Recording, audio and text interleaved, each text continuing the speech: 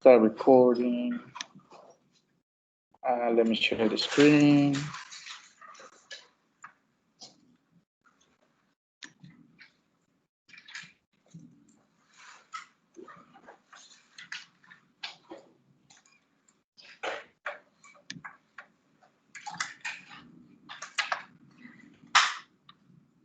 Okay, so hopefully everybody can see the screen.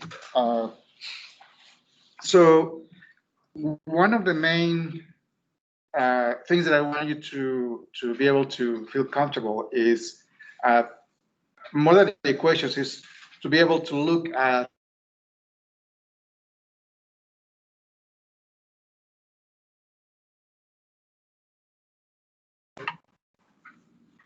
the stress strain graph, and I double check, and it's actually you have strain in the x-axis. So the strain is just a ratio of change. So here you have delta L over L. And on the y-axis, you have the stress, which is just the force divided by the area.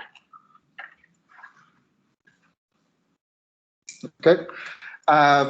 So the graphs may have different shapes, but more or less they're going to have a linear region and then something different. Okay. So you can divide this into two sections, section 1 and section 2. Section 1 is what we call the elastic region.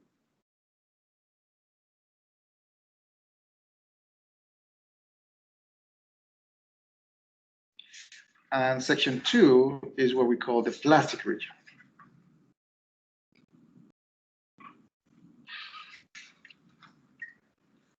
Okay, that threshold, that point in which we change from elastic to plastic, this is called the yield point. And the end of the plastic region, we call that the fracture point.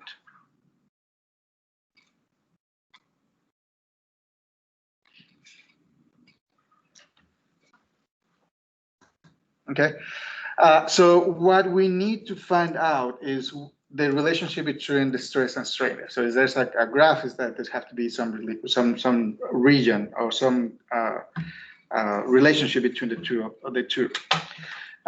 We're gonna define another quantity that is gonna be the Young modulus, and the Young modulus is gonna be the slope on the elastic region.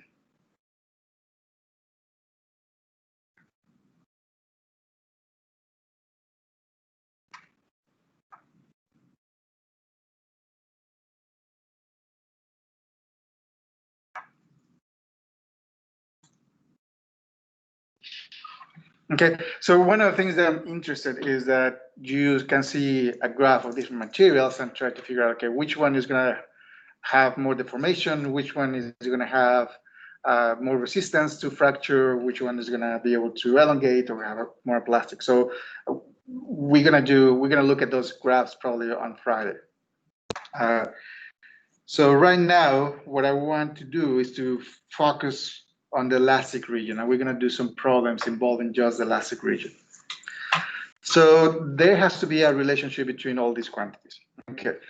So the way we define the stress is just going to be the force divided by the area, and this is measured in newtons per square meter, which we call that a Pascal.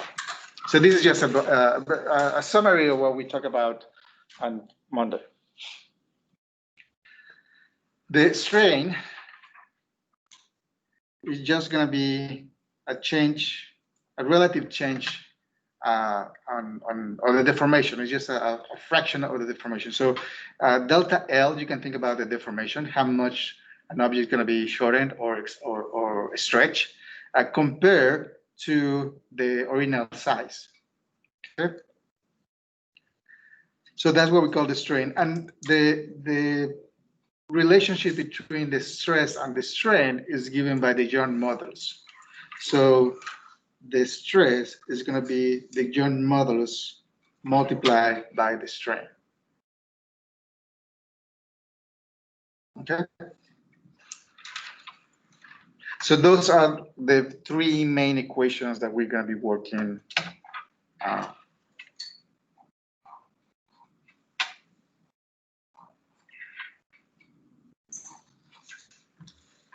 that we're going to be working with. Now, the strain, we have a dimension of distance, so divided by another dimension of distance. So the strain is going to be adimensional. So when we multiply this adimensional quantity times the Young modulus, we're going to end up with units of pressure. So the Young modulus is also going to have units of pressure. So this Young modulus is also going to be in newtons per meter square or pascals.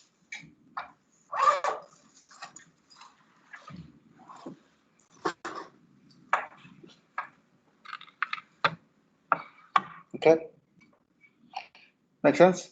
So far, so good. I think that's pretty much one of the things that we talk about. Now, when we talk about the area here, we're talking about the cross-sectional area in which we apply the force.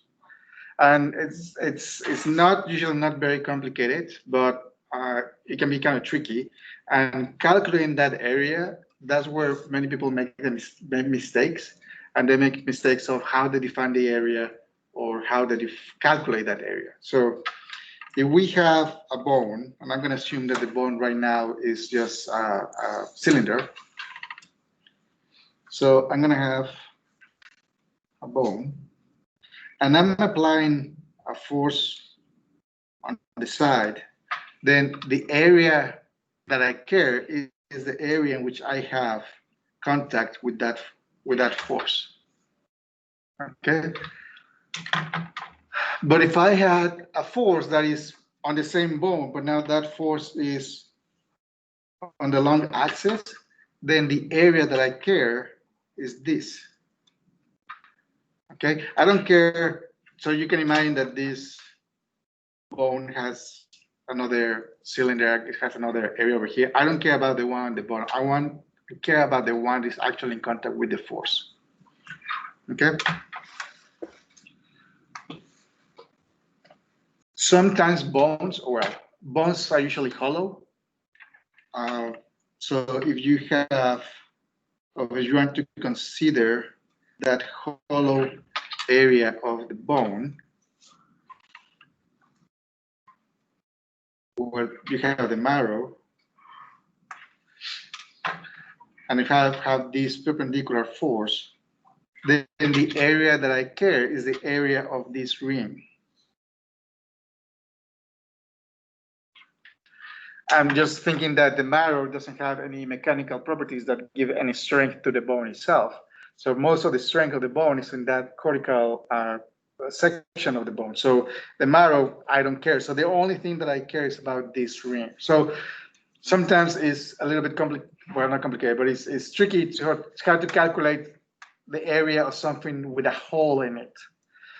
So the easiest way is to calculate the area of the large circle, and then you subtract the area of the small circle. So it's just like making a hole in it. So the area of the circle, just in case you don't remember, is 5r squared, where r is just the radius of that circle. In the case of the ring, you basically have two radius, one for the inner circle and one for the outer circle. So I'm going to have r, and here I'm going to have capital R. Okay, so the area of the ring is going to be the area of the large circle, and I'm going to subtract just the area of the small one. Okay, and you can apply this to pretty much any structure. So if you have something that looks like a rectangular prism, and you want to subtract, and it has a hole in the middle, and you want to calculate this area, you do something similar. So if this distance is L, and this radius is R, then the area is going to be L squared minus pi R squared. Yeah.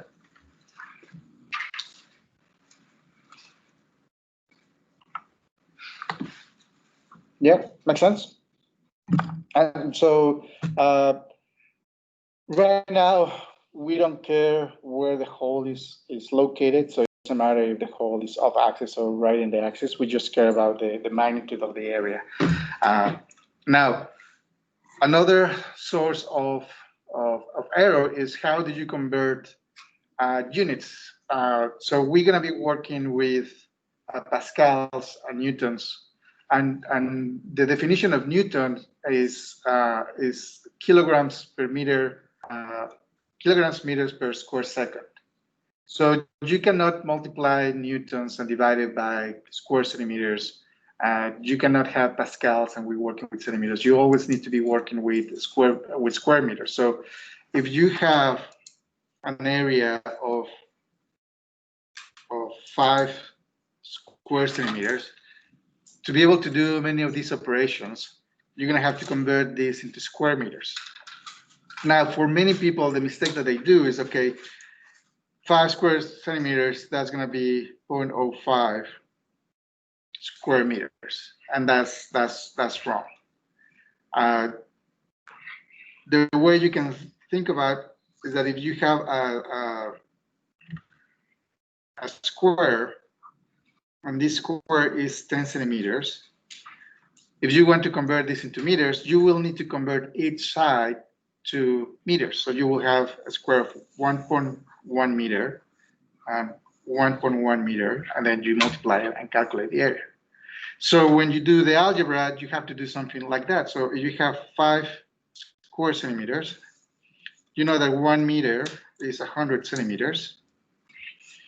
But because you have square, you need to have 2 of these. So it's not 5 divided by 100, it will be 5 divided by 10,000. So it will be 0.0005 meters squared. Okay? That makes sense?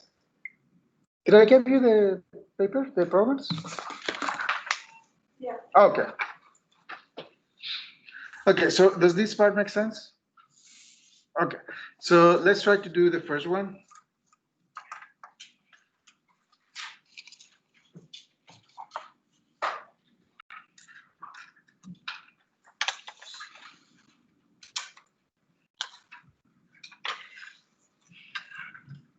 Okay, so we have a runner, and we can say that when you are running, usually the impact of on your bones is the way you measure it is a multiple of your body weight. So when you're running, the normal force on the ground on your on the foot can be around 3 times your body weight.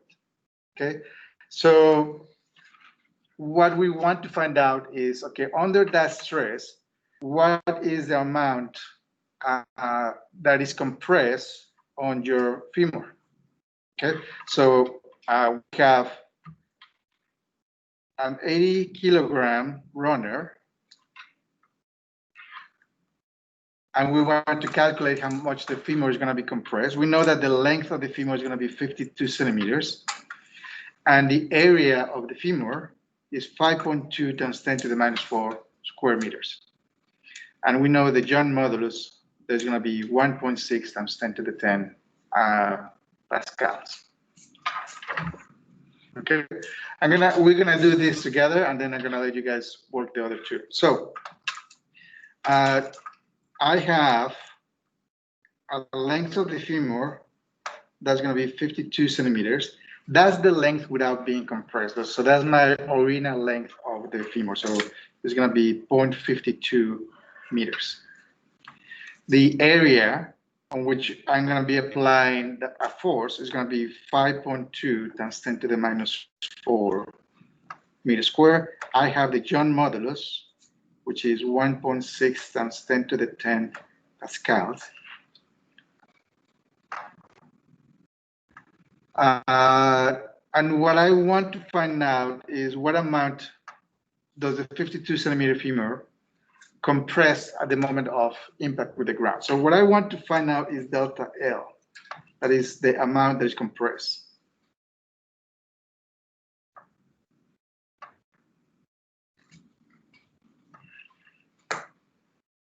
Okay. A couple of things that I want to find, that I can find, is the stress. I know that the stress is the force divided by the area. Okay, so I have the area, that is going to be my 5.2 times 10 to the minus 4 meters squared. But what will be my force? Emma? What will be the force?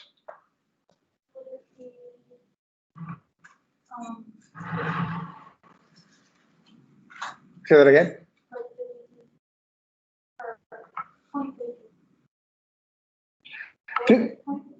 52 is the length of the femur. So what we want to find out is what is the force that's being applied on that femur that is compressing the leg. Anyone? The weight of the runner. If you were standing still, it will be the 80 times 9.8 meters per square second. But because you are running, it's not just the weight, it's going to be 3 times the weight. Okay? So the force is going to be 3 times the weight because running. Where did you get the 3 from? Where did I get a 3?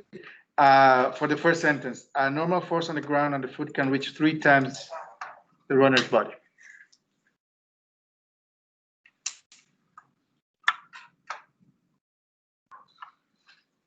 Okay, so this will be 3 times the mass of the runner times gravity. This will be 3 times 80 times 9.8.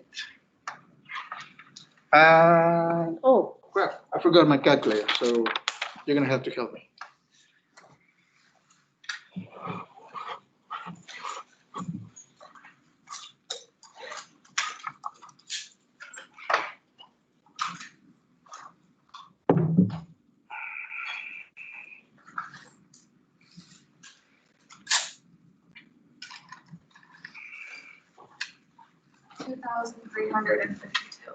$2,352 newtons. Okay, so that's the force that's being compressed. So now I can calculate the stress. So the stress is going to be the 2,352 divided by the area, which is 5.2 times 10 to the minus 4 meters squared.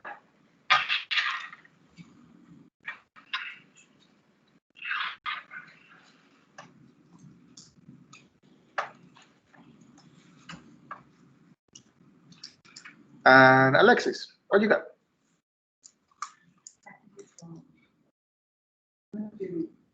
It's going to be a big number.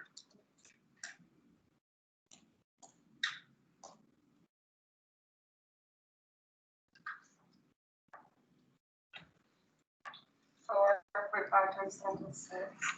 4.5 times 10 to the 6 Pascal. Everybody got that?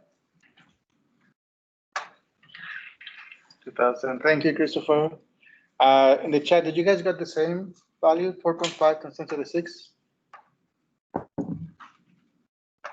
Thank you, Ian. Okay. Okay, so that will be the stress, okay? Now, again, we need to find delta L. That's what we want to find out.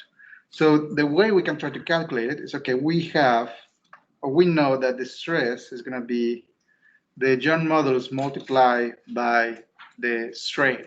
And we know that the strain is going to be delta L over L. We already have the stress, we have the Young modulus, and we have L. That's the length of the femur. So from there, we can solve for delta L. So here, I'm just going to multiply by L and divide by Y. So I'm going to have delta L equals L sigma over Y. Okay. So delta L will be 452 times 4.5 times 10 to the 6 over 1.6 times 10 to the 10.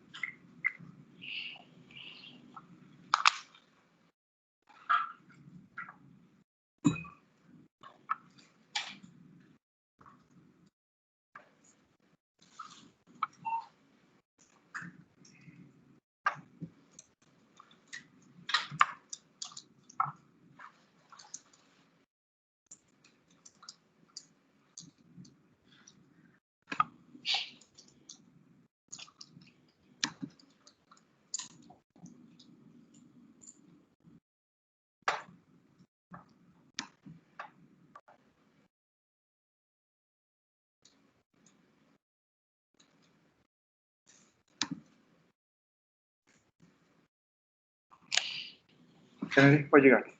I got 1.5 times 10 to the negative 4. 1.5? Yes. 1.5 times 10 to the negative 4 meters. So that's 0.15 millimeters. So it's 150 microns. So very, very small. The thickness of your hair is around 150 microns, 115 millimeters. That's more or less the thickness of a human hair. So that's the amount that is supposed to your femur to compress every time you run. Okay, makes sense. There are different ways that you can try to solve this problem. You can start with this equation over here.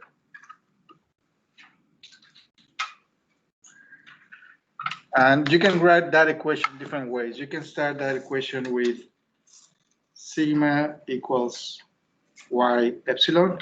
You know that sigma is going to be force divided by area, and epsilon is delta L over L. So this is an equation that shows you all the variables that you can have in this problem. And then you can see from your data what equations you have, what equations you need, and then you can try to solve it. And that's a way to start solving it. Yeah. So I'm gonna let you try on your own the second problem.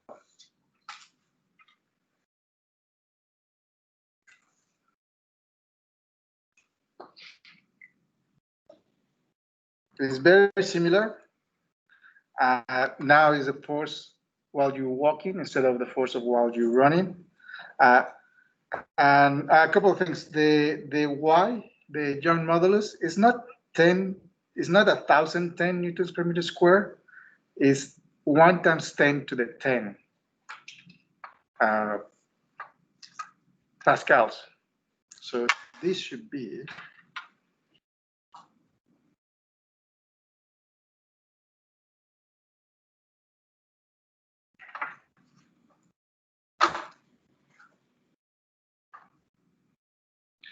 and in this case, we don't want to find the specific value that is being compressed. We want to find out the fractional amount. So this is basically saying we want to find epsilon.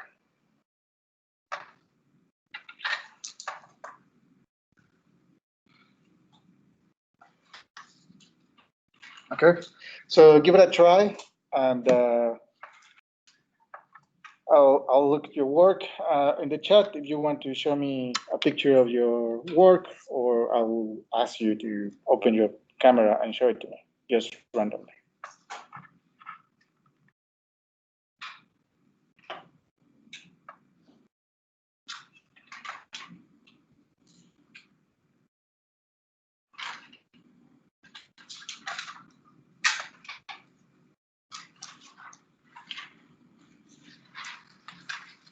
So Anne and Sarah Scott, just be ready. I'm gonna ask you to show me your work, and I'm just gonna ask you. Oh, and who else? Oh yeah, and Alexandra Cook. I'm just gonna ask you because you have the same initials as my kids and my wife. So. Sorry, can you repeat the first part? It's hard to hear you. Oh, sorry. So Alexander, Anne, and Sarah Scott, I'm gonna ask you to show me your work. Not right now, in a couple of minutes. Just because I randomly choose you because of the initials of your name.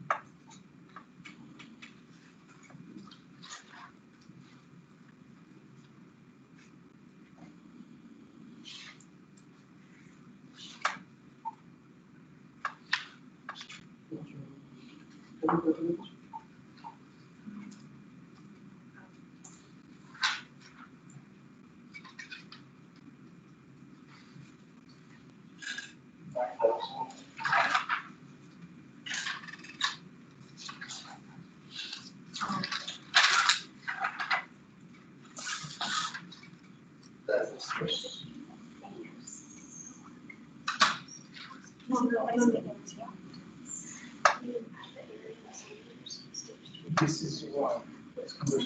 Okay. We're gonna use the change. Half of that square. Yeah,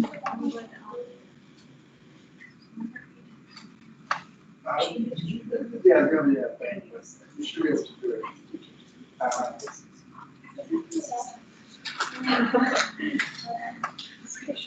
Wait, is it this like that? I'm pretty sure I, isn't that something? Yes. Yep. Yeah, I can put it in.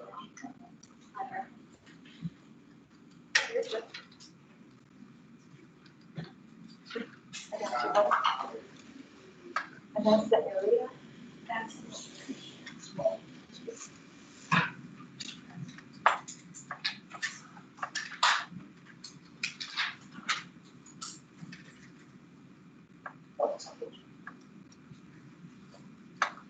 Okay.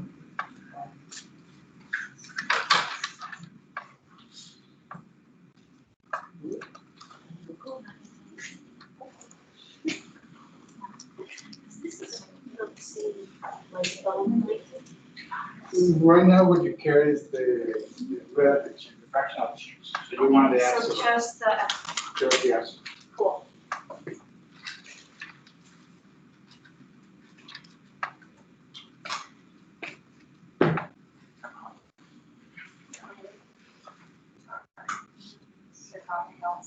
It's water. Oh, wow. Not even coffee.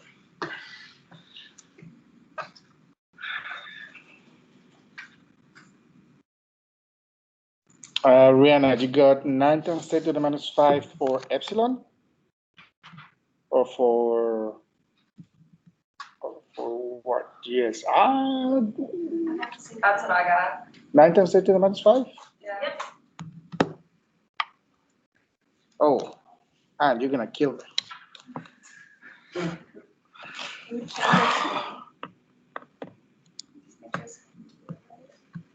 if you pin their screen, it makes them in the center of focus on that, and I'll do the big pictures. I think, yeah,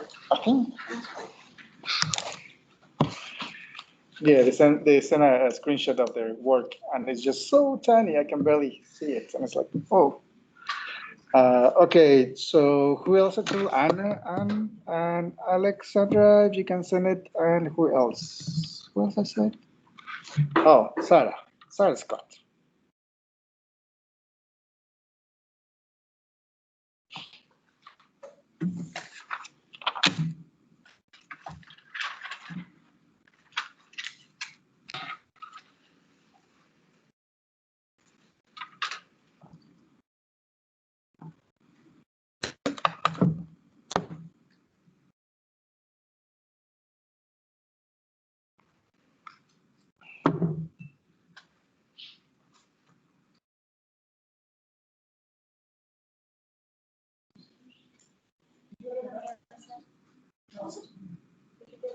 Yes.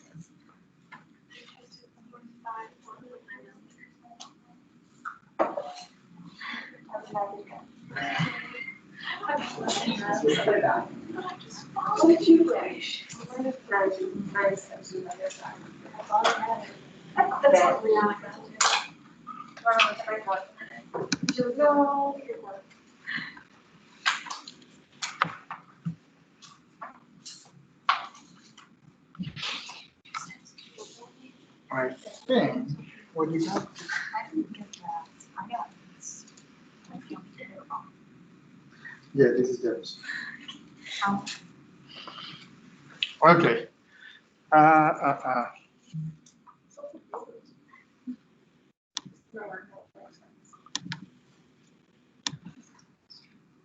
I didn't get that one. Did you do your area? Yeah. We did. Okay. So we have a bone, and we know that the area of the bone is going to be 9.5 square centimeters. So we're going to convert that to meters, and that's going to be 1 meter, going to be 100 centimeters, and then we need the square of that.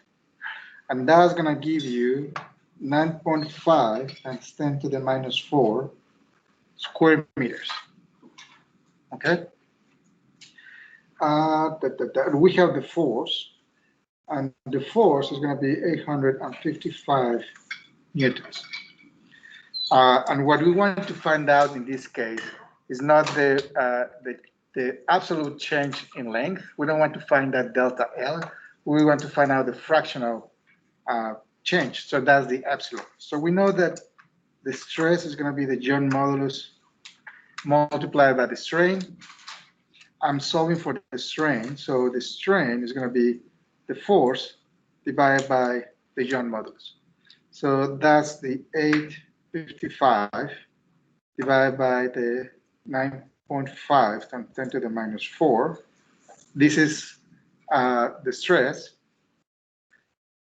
And this multiplied by the Young modulus, which is 1 times 10 to the 10 pascals.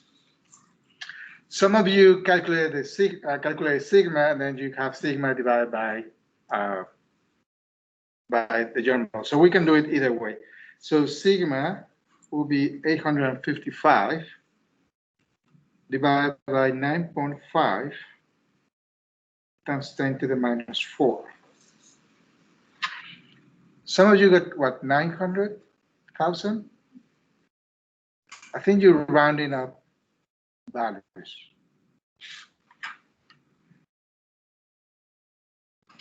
What you got? 900,000? Yeah, 900,000? that was mine. Okay. Okay, so we have 900,000 pascals. 9 times 10 to the 5th pascals. Okay, so that's going to be my stress. And then to calculate epsilon will be just sigma divided by y. This is going to be 9 times 10 to the 5th divided by 1 times 10 to the 10.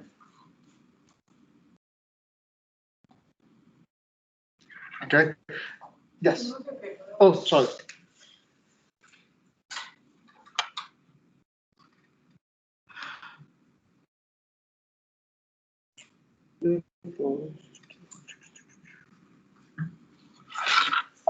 So you get this, and that's going to give you 9 times 10 to the minus 5th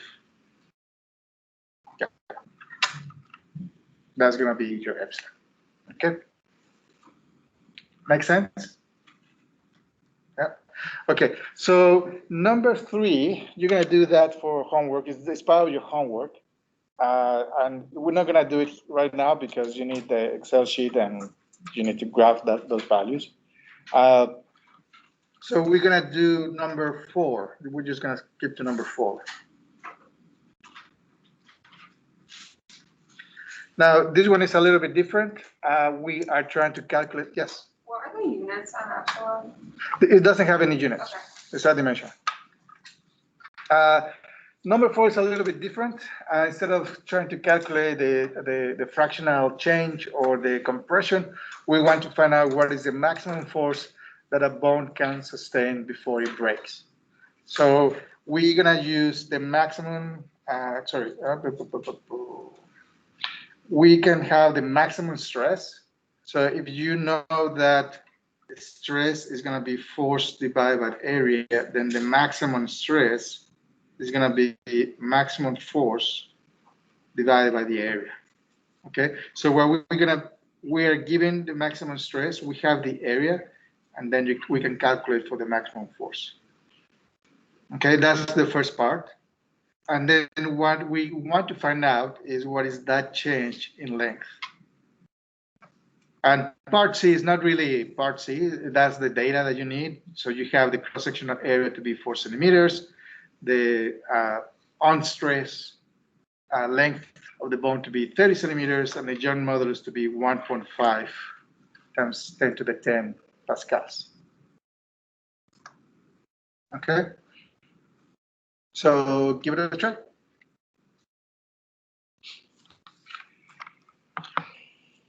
Yes. Sure. So with this last problem, I get how you got to this point, but why did you have to divide this number by this number? Like, why did you have to do that? Like, the question was finding fractional line. Is that what it has to do with?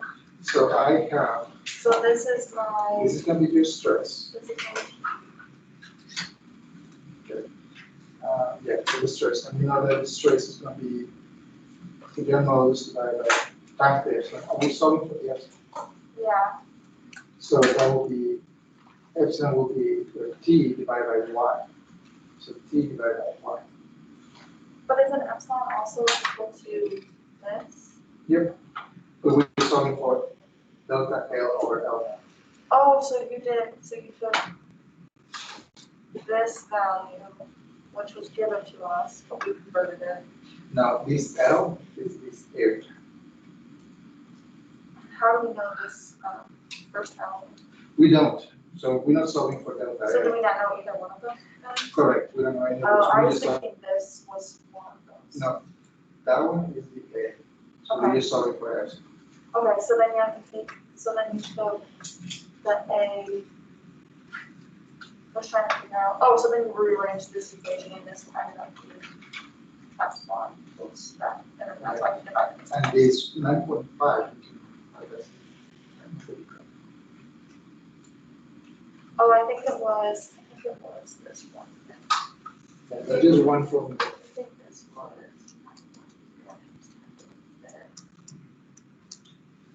And then this bottom, this was. I think I was just confused on where this. And then that's what you're. Yeah, so I would have wrestled. Well, this is how I figured out, because this was what I was thinking you were solving for.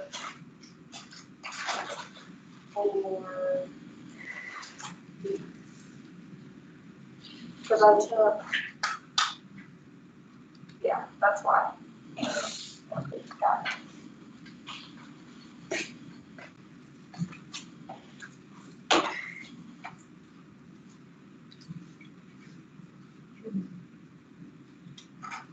Yeah, that will be the next one. Force and then you can calculate part two.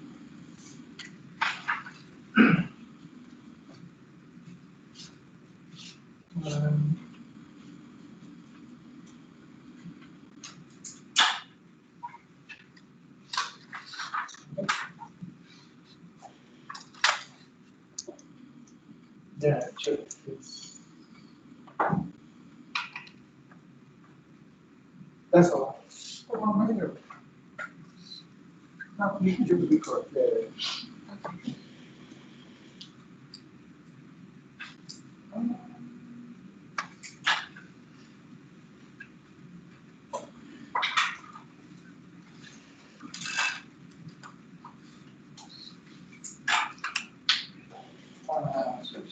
Some of these numbers are used from before.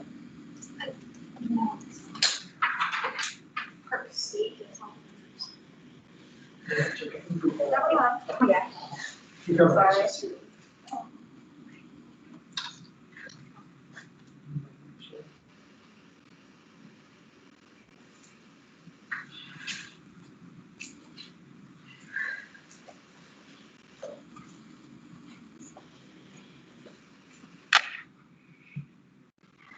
But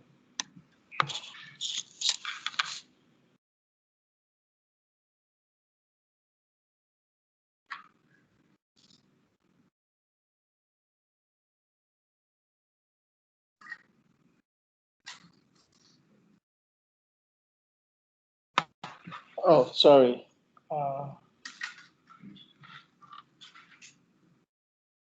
Sorry, Sarah. Okay, let me answer first the one of the questions. So yes, the maximum force is going to be the 7.7 times 10 to the 8th pascals.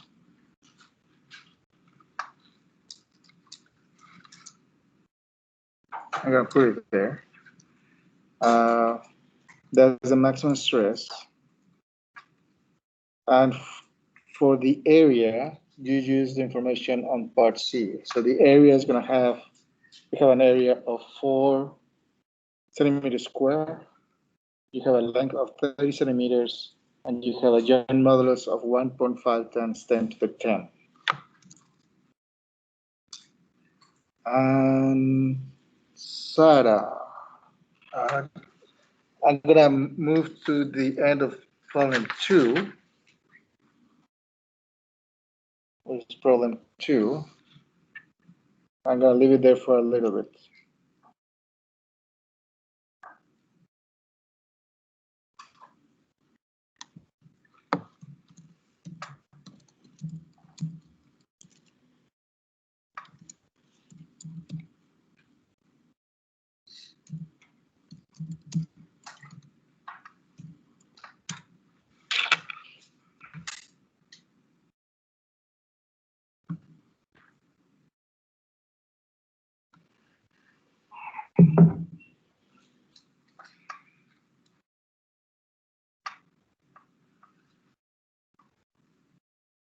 Okay.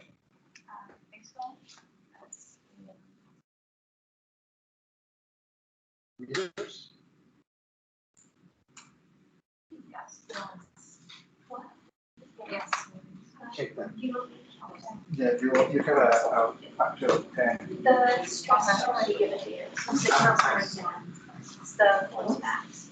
So what's already given? I don't know. I may have screwed up. Oh, you have to do is 5 times. 0.5. So you send it. Yeah, this one.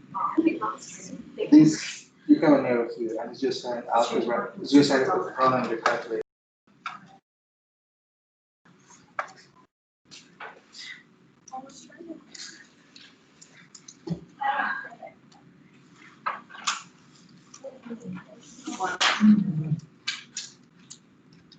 Where's 1.56 meters? Where is the maximum force? Oh, that was correct. Okay. I remember. Can I see your? Oh.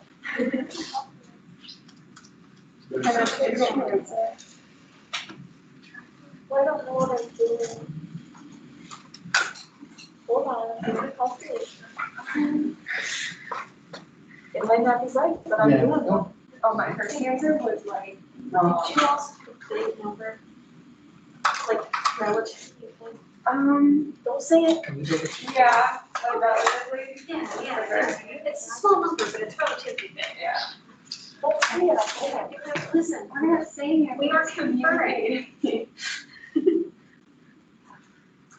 Okay, we're gonna go through problem 4. So we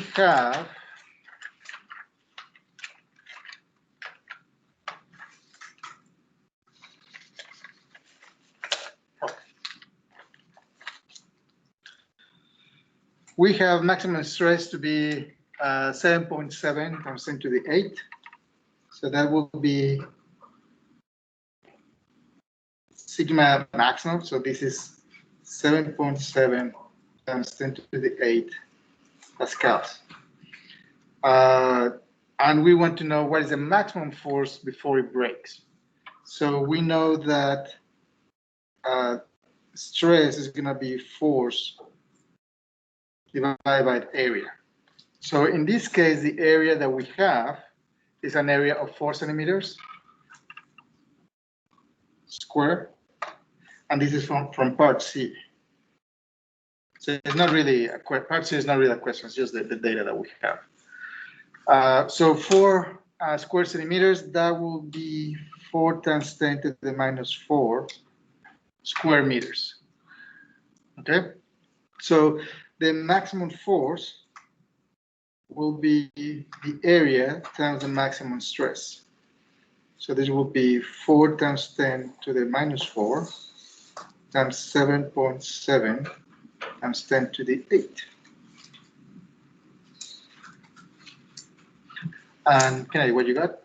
3.8 times 10 to the fifth. Times 10 to the 5th. Sorry, 3.08. 3.08 times 10 to the 5th newtons. Okay, everybody got that? Yeah. Okay, so that's going to be part A. Now, part B, what we want to find out is under this stress, how much will the bone compress before it breaks? So what we want to find out is delta L. So this will be the maximum compression.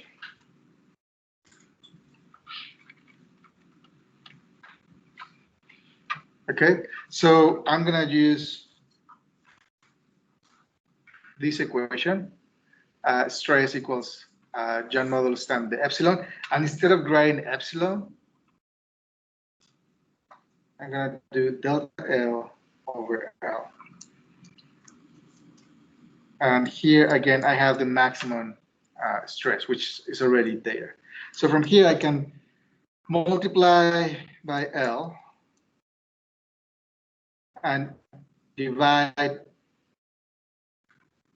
by Y. Okay, so solving for this, I'm going to have delta L. It's going to be the max times L divided by Y. I think, yeah. So this will be 7.7 times 10 to the 8 times 0.3 over 1.5 times 10 to the 10. And Mary, what you got? 0.0154 meters. 0.0154 meters. Eleanor, did you double check? Yeah, I somehow divided it so that Okay. So yeah, 0.054 meters, so that would be 1.4 centimeters.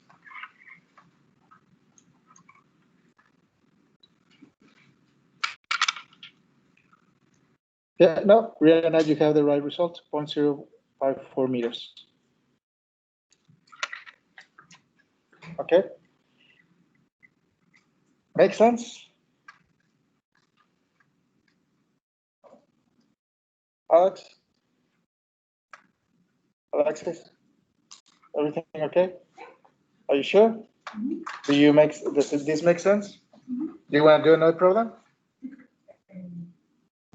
No? At all? Good, because I don't have anything else prepared.